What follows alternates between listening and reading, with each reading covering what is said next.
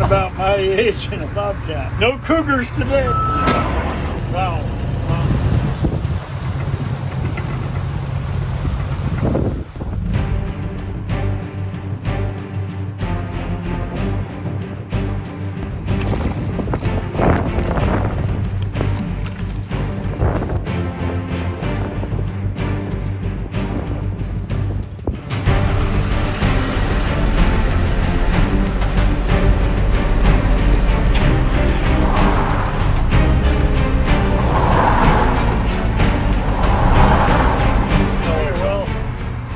About the 12th of July and we're raining, can't do any hay, and a friend of mine got a brand new Bobcat skid steer and he asked me to bring it across the bay for him. And as Alaska Customs do, we put it in the pot. Someday I can use him for something. We just kind of keep it favor for favor or value for value in some abstract auto world that few people understand. And those that do have just done great. The small amount I could extort out of this guy to get this Bobcat across the bay versus some time being stuck across the bay and needing a ride to Homer in some crisis, unfathomable value that you can't measure in terms of money, you know, and you can't be just sitting there spending 20 minutes negotiating before he picks you out of the water. That's not a really good time to be haggling, is it?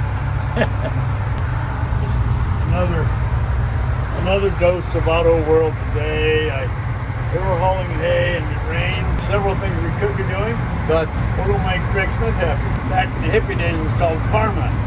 You just pay forward. You just pay forward and something good will come back. Our cargo appears to be 2 Subarus and 2 kayaks. Oh yeah, that'd be sweet. Huh? Those girls are cute. Unfortunately, no, we're not taking. We're taking a man about my age in a Bobcat. No cougars today, just a Bobcat.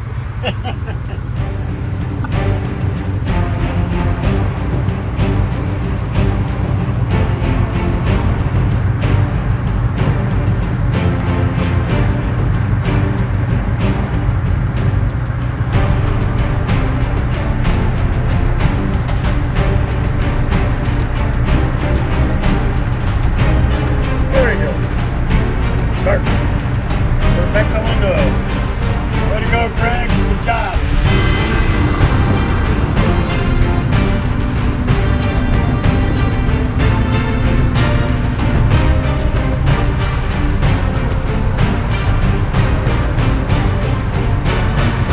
Here we go one more time out of the old Homer Harbor.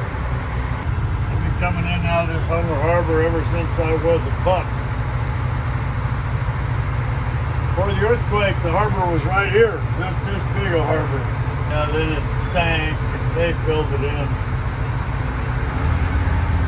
Look at all the spaghetti. All the trips we've done in and out of the harbor, over to Halibut Cove, Peterson Bay, up the inlet, up this way, that way. There's the one we're making today. See that one? Starting to lay down a trail. John, I'm going to let you just take it on around the corner and I'm going to go down and check the fuel. Okay. And then I'm going to also maybe change tanks.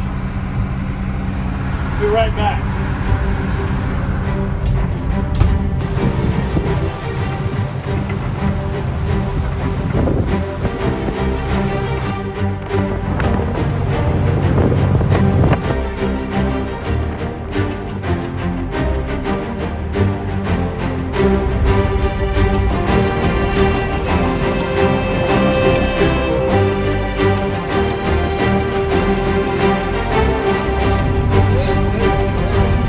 What happened, John?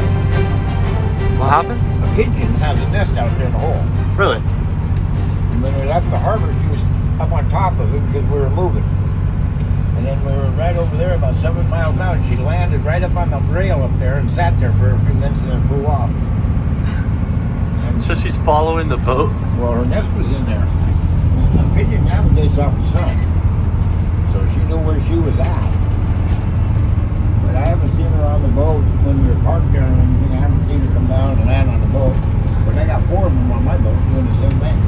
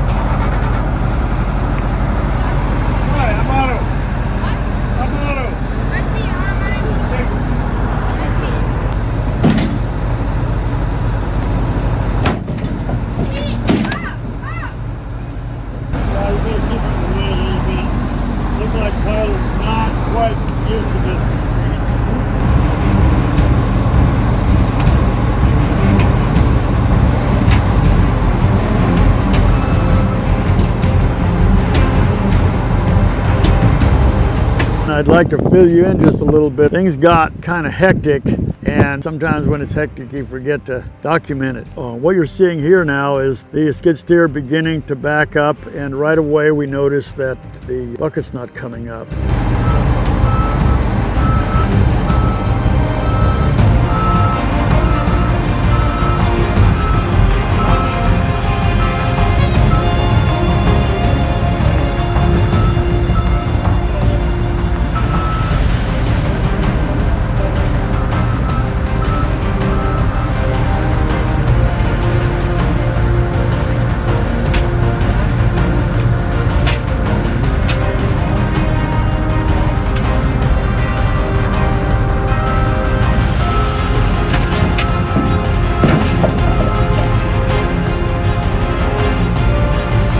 Grab this dunnage.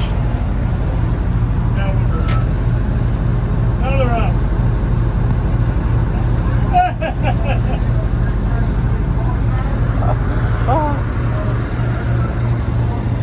Probably okay. Let's try backing up with the boat. Not gonna hurt the boat. Okay, that's so hard.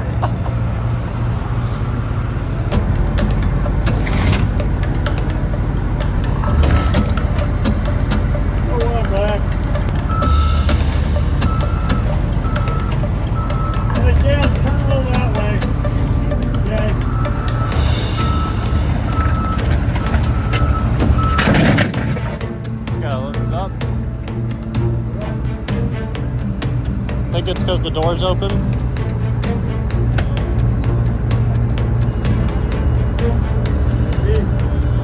Is there a latch on that door? You want to tell me?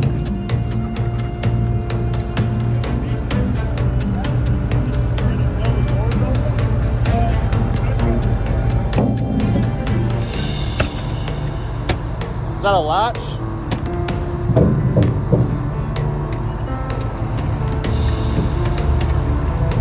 Hey John, let that cable down a little more. With him because he wouldn't push the friggin' seat pressure sensor down enough to give him enough weight. That's why it wasn't going right there. Yeah, it embarrassed him because he couldn't run the thing. I drove it around and he couldn't drive it. These are the old ones, man. But he's gotta put the bucket up first, right?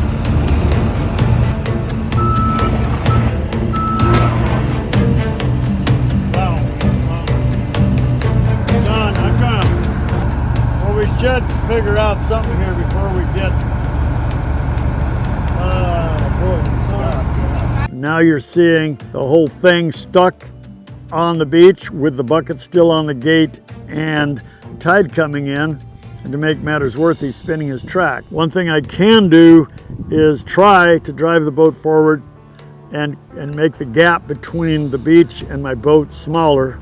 And maybe, if I'm lucky, I can just kind of keep pushing him up the beach as the tide comes in, and it might take 2 or 3 hours, but at least I can keep the skid steer from getting completely submerged. Unfortunately, we did not catch the part where I pushed the boat forward. So the next thing you're seeing is the boat is farther forward and the skid steer is on the gate. One more. Now see if we can go backwards. Just as we're starting to back off and conceivably make the same mistake again. Oh, let's put some dunnage under there. Sure enough, it helps. The skid steer goes off the boat. Whew, it's good. We got it off. Everybody's happy. Well, how about that, Otto? Oh man. Dunnage? Oh, been clustered up a few times. Makes my whole innards pucker up. Time to breathe a little bit and quit puckering up, say our goodbyes and head home.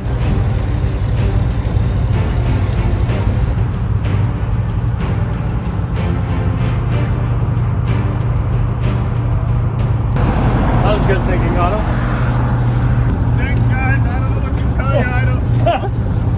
tell you. I don't know what to tell you. It worked yesterday when I drove it exactly like that. I must have been doing something wrong, or I don't know. One time I took a little Bobcat excavator to Manwallet. When I got there, I didn't know how to start it. And I couldn't figure it out, I had to come all the way back around Poughkeepsie to get cell phone service to call him. And it was the first time I run into one of them keys where you push the little thing sideways to put the key in. Couldn't figure out where to put the key. So sorry about that, but you know, we made it. Man, I was starting to worry about Was the door closing yesterday? It did close it did yesterday. close? I bet it was the door. It probably was. That's weird. It wasn't latching.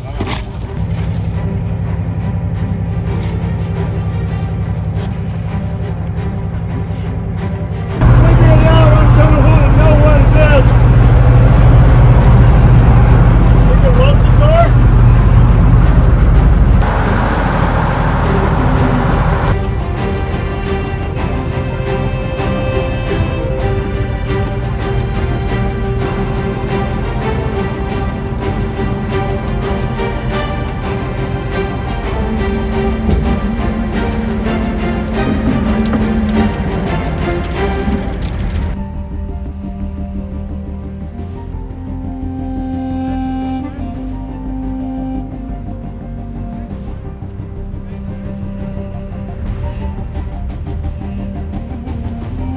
Okay, well, here we are, coming back into Homer Harbor.